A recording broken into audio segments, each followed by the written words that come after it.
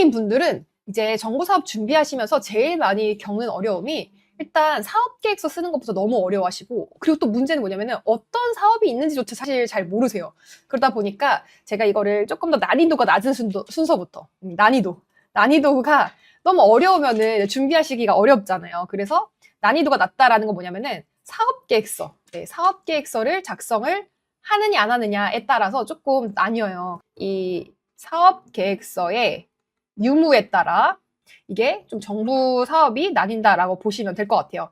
일단은 첫 번째 사업을 소개를 드리면은 소상공인 택배비 배달비 지원 사업이 있어요. 이거 지원 금액 엄청 작죠. 그래서 뭐야 30만 원 이렇게 하실 수 있는데, 이 사업은 뭐 사업 계획서라든지 이런 거 없이 정말 말 그대로 지원을 하시면은 예산 소진 시까지, 그러니까 예산 소진 시라는 거 거의 이제 선착순이라는 의미죠. 그래서 그 기간 안에 제출하신 분들을 대상으로 지원을 받으실 수 있는 사업이고, 이 사업은 정말 뭐 연매출 1억 400만 원 미만이기 때문에 정말 영세한 곳들이 지원이 되는 사업이라고 보시면 돼요.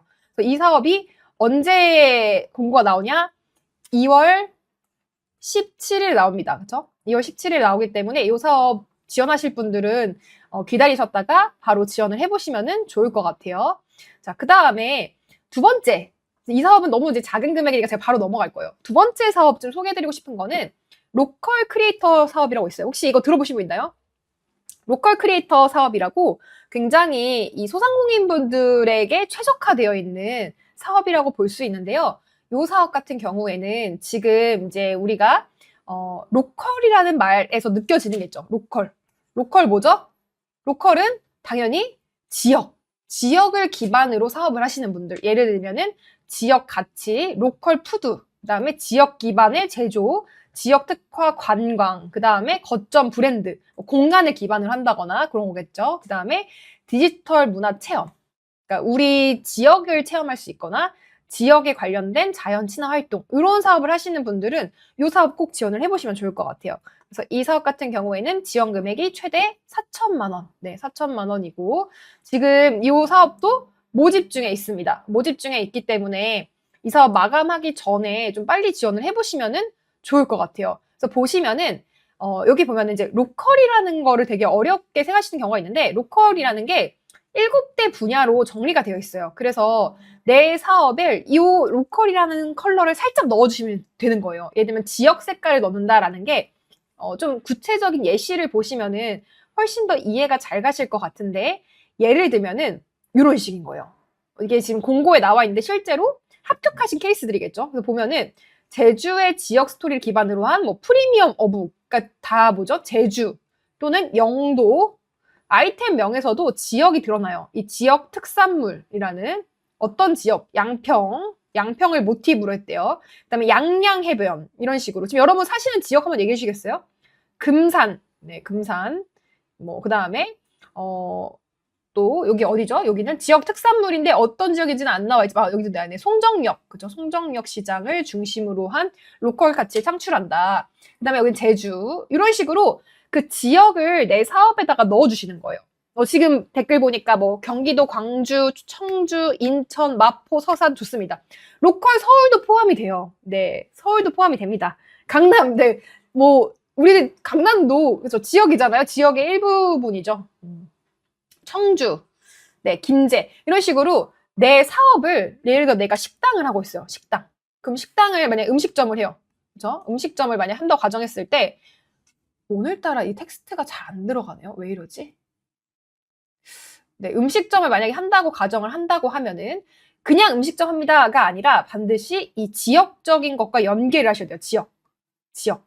이해 가시죠? 무슨 얘기인지? 그래서 내가 지금 거주하고 있는 지방에서의 특산물을 활용한다거나 아니면은 그 지역에 있는 특별한 어떤 역사, 문화, 이런 것들을 연계해서 그걸 모티브로 만든 상품이다. 모티브로 한 공간이다. 이런 식으로 좀 모티브로 한 서비스, 체험이다. 이렇게 좀 그 지역 색깔을 최대한 넣어서 작성을 해주시면 좋을 것 같고요.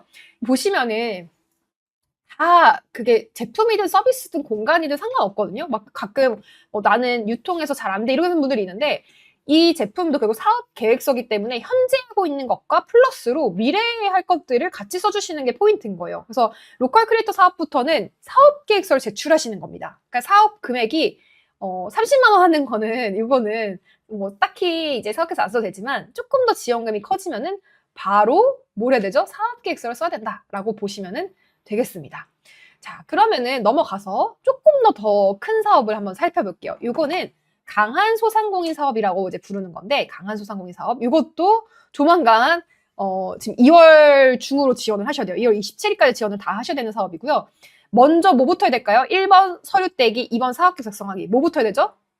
라이브 조금 들어보신 분들은 아시죠? 사업계획서부터 쓰면은 절대 안 되고 반드시 해야 될 거 먼저 일단은 서류 준비부터 한다. 그죠?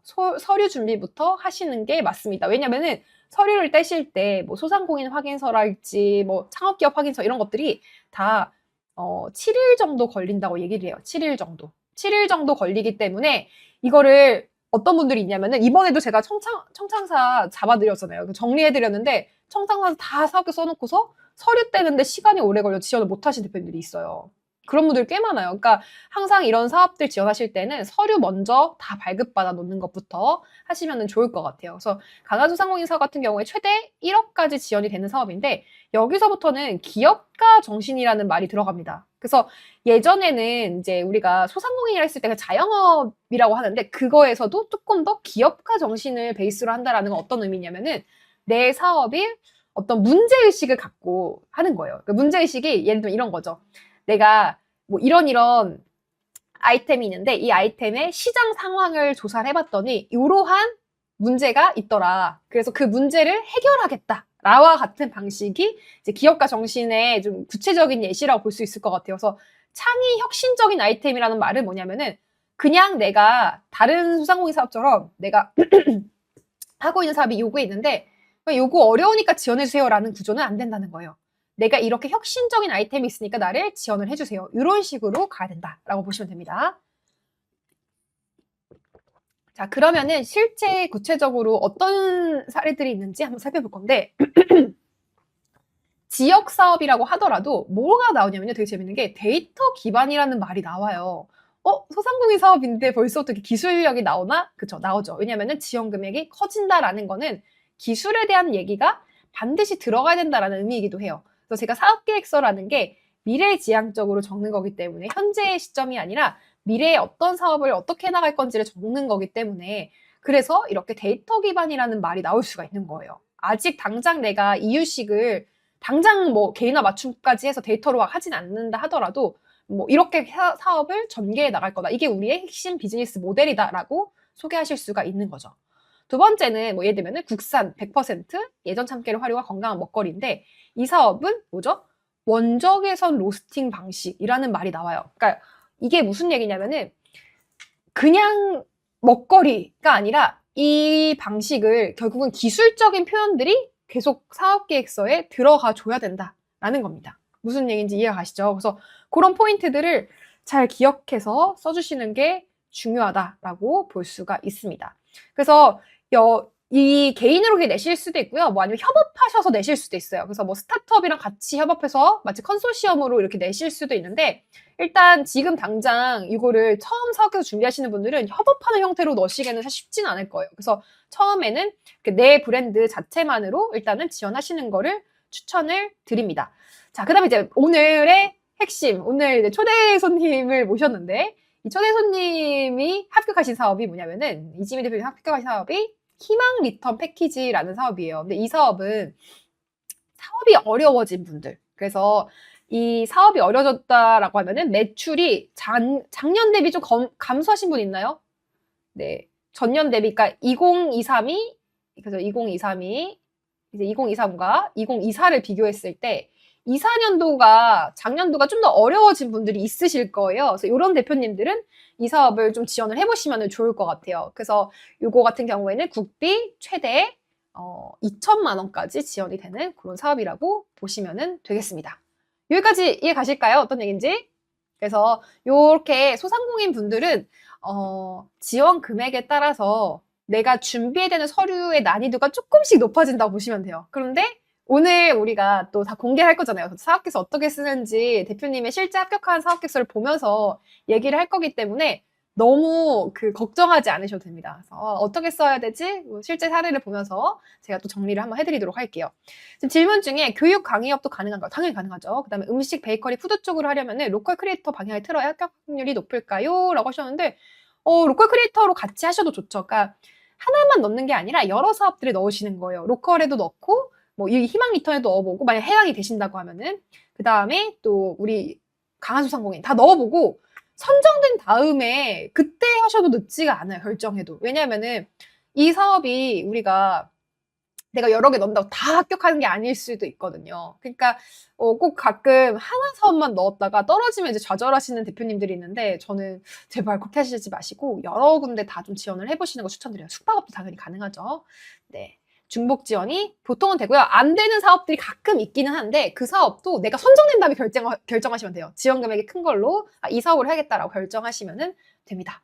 자, 이렇게 정리를 해드렸고, 그 다음에 올해 나온 역대급 사업, 네, 데이터 바우처. 혹시 데이터 바우처 알고 있는 분 손? 데이터 바우처 알고 있으신가요, 혹시?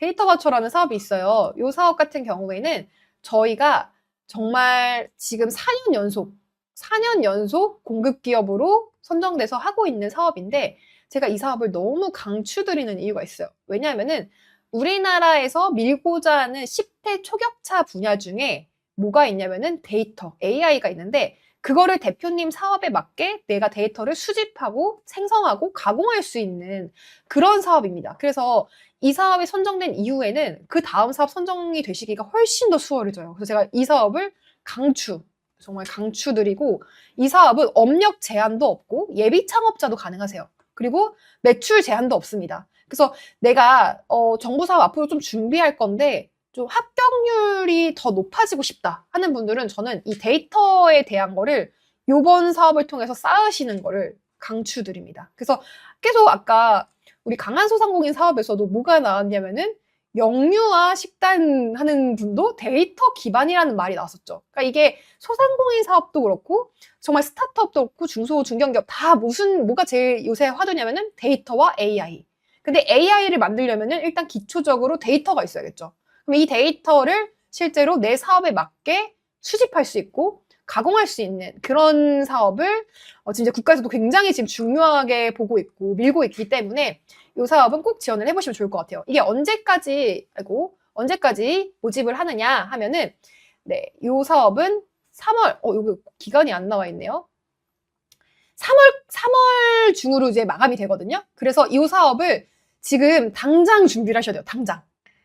당장 이 사업도 준비를 좀 해주시면 좋아요. 그래서 이게 결국 사업 계획서가 여러분 한 번 완성해 놓으면은 여러 사업 다 똑같이 넣을 수 있을까요? 아니면 다 완전 다를까요? 어떨 것 같아요? 사업 계획서 지금 막 지원 사업 너무 많이 알려드렸는데 하다 보면은 이거를 내가 언제 다 하지? 이렇게 많은 사업들 언제 내가 사업 계획서 다 쓰지라고 생각하실 수 있잖아요.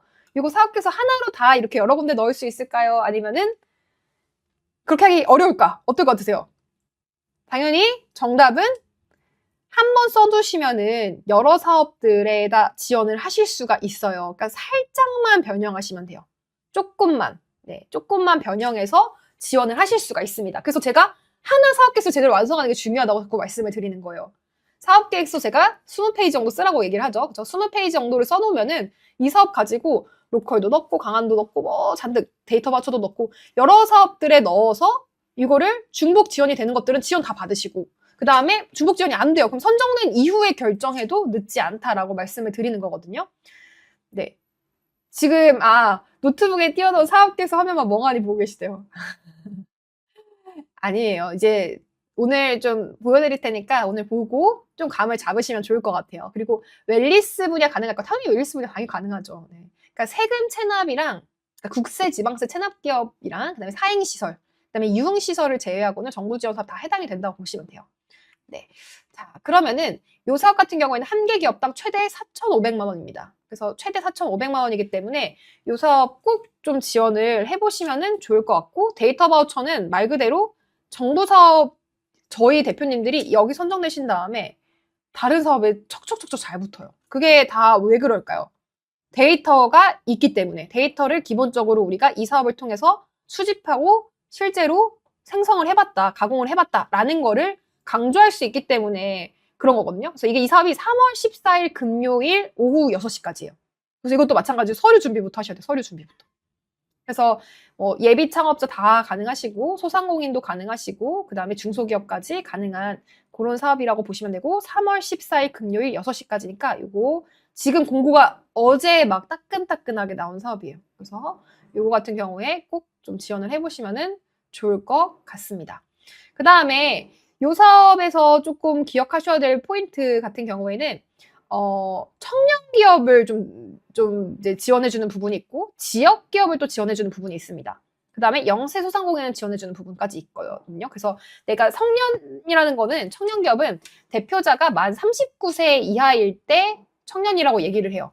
정부 사업에서 39세가 중요한 기점입니다. 그래서 이 청년 기업일 때 가점이 있고 그 다음에 지역 기업 내가 지방에 있다라고 하면은 수도권을 제외한 경우에는 좀 더 지원이 더 잘 된다라고 보시면 될 것 같습니다. 그래서 제가 이 데이터 바우처는 한번 더 자세히 정리를 해드리려고 해요. 정리를 해드리려고 하는데 일단은 오늘 공고가 이제 나왔으니까 공고랑 사업계획서 양식이 있어요. 그죠? 한글 파일 HWP 양식이 있기 때문에 이 양식 다운받아서 이제 준비를 조금씩 해보시면 좋을 것 같아요. 그래서 이거는 제가 한번 더 나중에 한 번 더 정리를 해드리도록 하겠습니다.